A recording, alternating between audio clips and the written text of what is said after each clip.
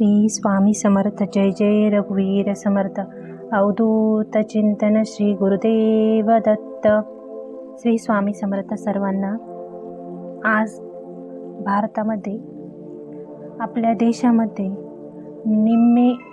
निम्मी पिढी, तरुण पिढी अगदी व्यसनाच्या आहारी गेलेली आहे.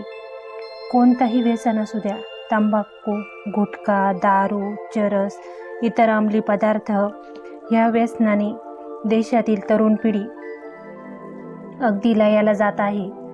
त्यासाठी आपण काही सेवा करायला हव्या की जेणेकरून आपली पिढी वाचली पाहिजे.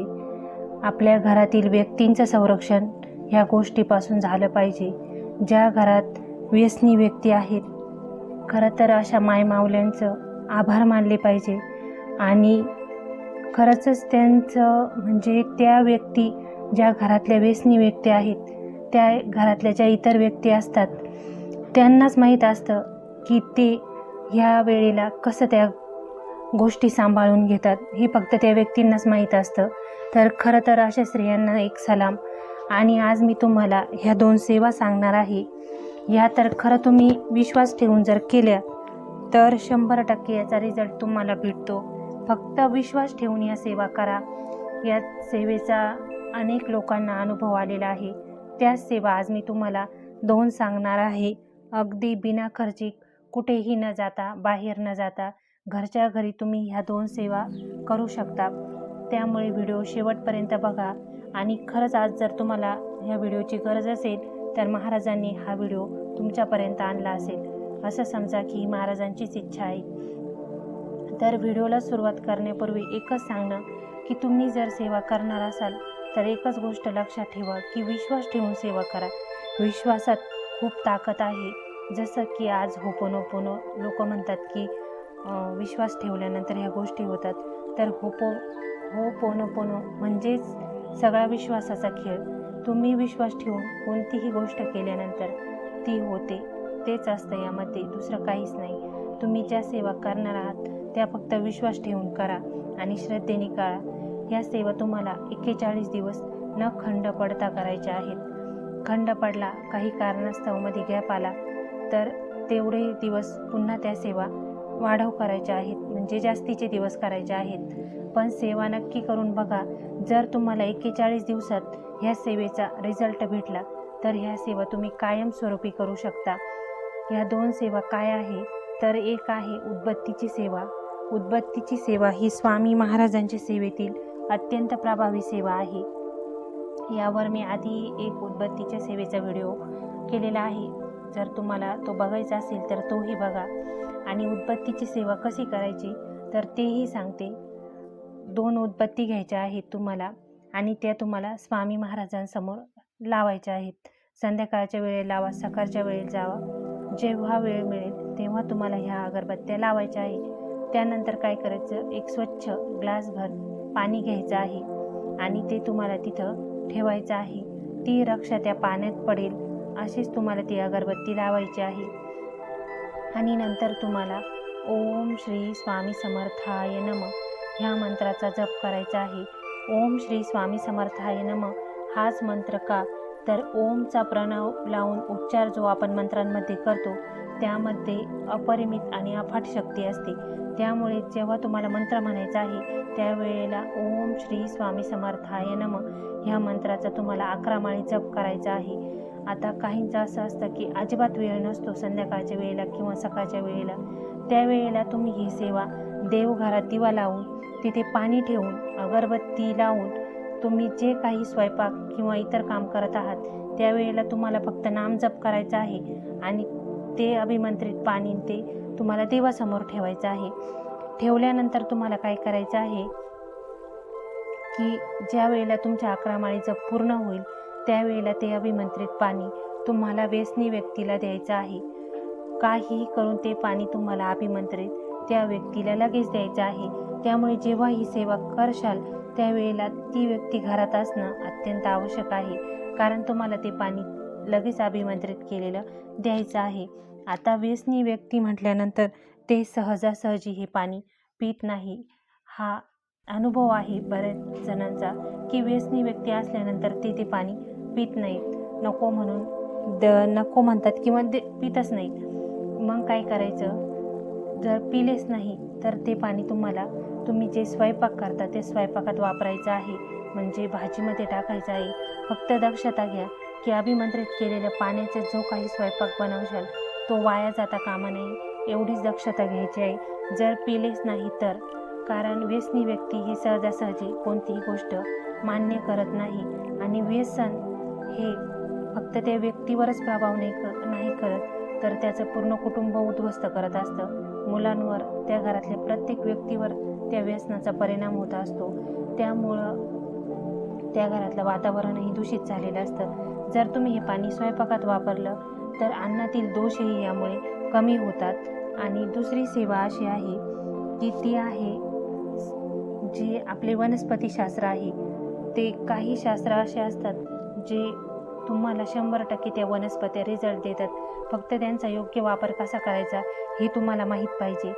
तर अशी एक वनस्पती आहे जी तुम्ही दारात लावल्यानंतरही तुमच्या घरातला ओरा 100% पॉझिटिव्ह होतो.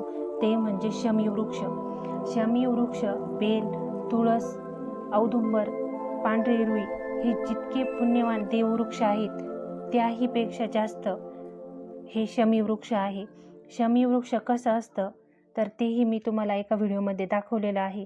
जर तुम्हाला शमीवृक्ष कसं असतं हे माहीत नसेल तर तुम्ही गुगलवर सर्च केल्यानंतर तुम्हाला ते झाड कसं असतं माहीत मिळेल. हे झाड अगदी 10 ते 15 रुपयाला तुम्हाला एखाद्या फुलांच्या नर्सरीमध्ये मिळून जाईल. हे झाड तुम्हाला घरी आणायचं आहे आणि याची तुम्हाला पूजा करायची आहे. पूजा कशी करायची तेही सांगणार आहे. शमीवृक्षच का, तर शमीवृक्ष श्री भगवान विष्णू आणि भोले बाबा यांना दोघांनाही अत्यंत प्रिय वृक्ष आहे. ह्या वृक्ष नुसता घरासमोर लावल्यानंतरही त्या घराचा ओरा हा 100% पॉझिटिव्ह होतो आणि नकारात्मक ऊर्जा त्या झाडाच्या प्रभावामुळे घरापर्यंत येत नाही. तर असाही शमीवृक्ष तुम्हाला लावायचा आहे. त्यानंतर काय करायचं आहे, तुम्हाला तिथे एक मातीची पिंड तयार करायची, वाळूची जी मिळेल त्याची तुम्हाला तिथे पिंड तयार करायची आहे. वाळूचीच करा, कारण त्या झाडाखाली तुम्हाला वाळूच्या पिंडीवरच ही सेवा करायची आहे. घरात जर पिंड असेल तर घरात करा, नसेल पिंड तर तुम्ही त्या झाडाखाली जिथे कुंडीत ते झाड ठेवणार आहात तिथे तुम्हाला छोटीशी वाळूची पिंड तयार करायची आहे आणि त्यावर तुम्हाला ही सेवा करायची आहे. सेवा काय करायची आहे तर आपल्या नित्यसेवेच्या पुस्तकात श्री शंकर भगवानांचे 108 नामावली आहे. ती नामावली तुम्हाला पठण करायची आहे. जर ती नामावली तुम्हाला माहीत नसेल, नित्यसेवेचं पुस्तक नसेल तर ती गुगलवर सर्च करा, तुम्हाला ती नामावली मिळून जाईल.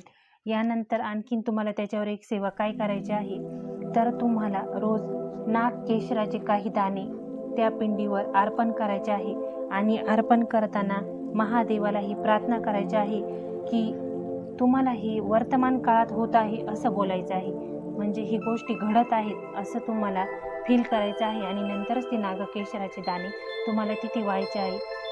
नागकेशरचे दाणे वाहताना काय म्हणायचं आहे की हे भगवान शंकर, तुमच्या घरातले जे कोणते व्यसनी व्यक्ती असेल त्यांचं नाव म्हणायचं आहे आणि देवाला सांगायचं आहे की ह्या व्यक्तीचं व्यसन हे आजपासून सुटलेलं आहे, पूर्णतः बंद झालेलं आहे असं तुम्हाला रोज म्हणायचं आहे. 11 वेळेला म्हणायचं आणि ते नागकेशराचे दाणे तुम्हाला त्या पिंडीवर अर्पण करायचे आहेत. आता 41 दिवसानंतर याचं उद्यापन कसं करायचं तर ती वाळूची पिंड तुम्हाला दही भात टाकून ती वाळूचं पिंडीचं आणि तुम्ही जे वाहिलेले नागकेशराचे दाणे त्यानंतर फुलं वगैरे असतील याचं तुम्हाला वाहत्या पाण्यात विसर्जन करायचं आहे. झाडाखाली इतरत्र कुठेही ठेवायचं नाही, ते वाहत्या पाण्यातच तुम्हाला प्रवाहित करायचं आहे. आणि वाहत्या पाण्यात ज्या वेळेला तुम्ही ही सामग्री आपण जेव्हा प्रवाहित करतो त्यावेळेलाही असं फील करायचं आहे की आता माझ्या जे काही व्यक्ती तुमच्या घरातले असतील त्यांचं व्यसन पूर्णतः सुटलेलं आहे आणि असं म्हणूनच तुम्हाला त्या गोष्टी पाण्यात प्रवाहित करायच्या आहे. प्रवाहित का करतात याचं शास्त्रीय कारण सांगते की ज्या वेळेला आपण ती गोष्ट प्रवाहित करतो ती पाण्याच्या प्रवाहित जितकी लांब दूरपर्यंत वाहून जाते वेगाने, तितकं आपलं संकट, आपल्या घरातल्या अडीअडचणी किंवा ज्या व्यसनी व्यक्ती असतील त्यांचं व्यसन ते सुटत जातं. त्यामुळे ह्या गोष्टी तुम्हाला पाण्यातच प्रवाहित करायच्या आहे. सेवा सुरुवात कधी करायची तर सोमवारी. ह्या उदबत्तीची सेवा तुम्हाला गुरुवारपासून सुरुवात करायची असते आणि आपण ही शमी वृक्षाची जी सेवा आहे ती तुम्हाला सोमवारपासून सुरुवात करायची असते. शक्यतो ज्या वेळेला तुम्ही हे नागकेशराचे दाणे आणि जी काही सेवा कराल ही प्रदोष काळामध्ये करा. प्रदोष काळ असतो संध्याकाळी सूर्यास्ताच्या आधी 45 मिनटं आणि सूर्यास्ताच्या नंतर 45 मिनटं. 5:30 नंतर 5:30 ते 7 हा प्रदोष काळ मानला जातो. ह्यावेळी तुम्ही ही जर सेवा केली तर 100% याचा रिझल्ट मिळतो. सेवा तुम्ही कोणतीही करा, व्यसनासाठी कोणतीही व्यसनमुक्तीसाठी सेवा ज्या वेळेला कराल त्यावेळेला तुमचा भाव खूप महत्त्वाचा आहे आणि तुमची श्रद्धाही खूप महत्त्वाची आहे. ज्या वेळेला तुम्ही अनन्य भावाने स्वामींना आणि भगवान शिवांना प्रार्थना करशाल त्यावेळेला नक्की तुमच्या व्यसनी व्यक्तींच्या व्यसनामध्ये 100% परिणाम दिसून येईल. आणि व्यसन सुटण्यामध्ये एक आणखीही गोष्टीचा भाग असतो तो म्हणजे तुमच्या घरातील वातावरण, तुमच्या घरातील जे वास्तूमध्ये काही दोष आहेत ते आणि त्या व्यक्तीची मानसिकता. त्यानंतर तुमच्या घरातील अशा काही गोष्टी असतात त्यामुळे काही व्यक्ती व्यसनी होतात. त्याला वास्तुदोषही कारणीभूत असतो.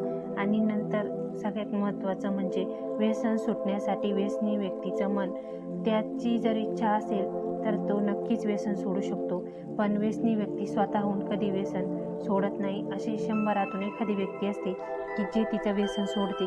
पण तुम्ही ही सेवा नक्की करून बघा आणि रिझल्ट तुम्हाला 41 दिवसात येणार म्हणजे येणार. ह्या सेवेबद्दल जर तुम्हाला काही प्रश्न असेल तर तो तुम्ही कमेंटमध्ये विचारू शकता. पण मला आज एकच प्रार्थना करायची आहे की जे कोणी गरजू व्यक्ती हा व्हिडिओ पाहत असेल त्यांनी नक्की ही सेवा करून पहा. तुमच्या व्यक्तीच्या प्रत्येक गोष्टीमध्ये यामुळे नक्की फरक पडणार. तेव्हा सेवा नक्की करा. काही प्रश्न असेल तर विचारा. स्वामी महाराजांच्या कृपेने तुमचा आजचा दिवस मंगलमय आणि आनंदात जाओ हीच महाराजांचरणी प्रार्थना. श्री स्वामी समर्थ. जय जय रघुवीर समर्थ.